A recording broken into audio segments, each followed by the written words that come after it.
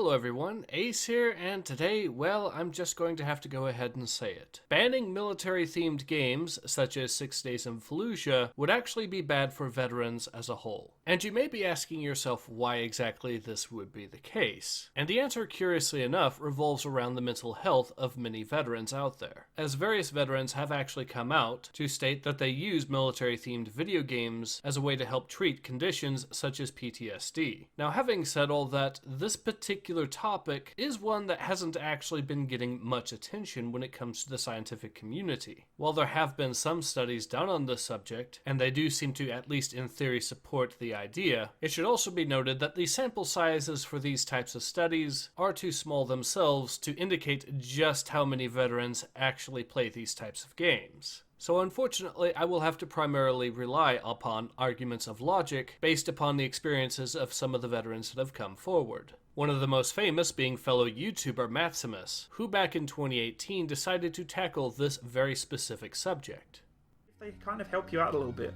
So for the person who asked that question, definitely I see your point. I understand where you're coming from, but I can pretty much safely say that most of the military community would agree with me here when I say that games like simulation games and fighting games and blowing stuff up, first-person shooters, all these kinds of intensive gun games and firing, whatever it may be, they help us. They help us decompress because we're not just shutting the door to what we just did.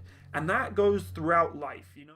So as you can see, while it is not necessarily known just how much of the veteran community uses video games as a therapeutic tool, it is at the same time undeniable that at least some of them do. And it is for this reason why I stated at the beginning of this video that banning military-themed video games, such as 6 Days in Fallujah, would actually be bad for veterans. Because bizarrely enough, it would actually be denying them a means to de-stress at a particular point in history where veterans need that now more than ever. Now, admittedly, it should be noted that being therapeutic to veterans isn't an intended benefit to military-themed games, but it does nevertheless appear to be the case that this just simply comes with the territory, meaning that it still could be considered a perk of the genre. And with this information in mind, it actually becomes even more important that 6 Days in Fallujah gets released, without any changes being made to bend the knee to the woke crowd. Fortunately, given that this appears to be a passion project by Peter Tamte, a man who has stuck with the idea since its very inception, it does appear that he intends to hold firm and refuse to cater to the wishes of the whiny charlatans on Twitter who neither play video games nor care about the well-being of our veterans. Needless to say, I'm actually quite looking forward to the day this game releases, and it is also my hope that the game will ultimately be able to pull off what it is set out to do.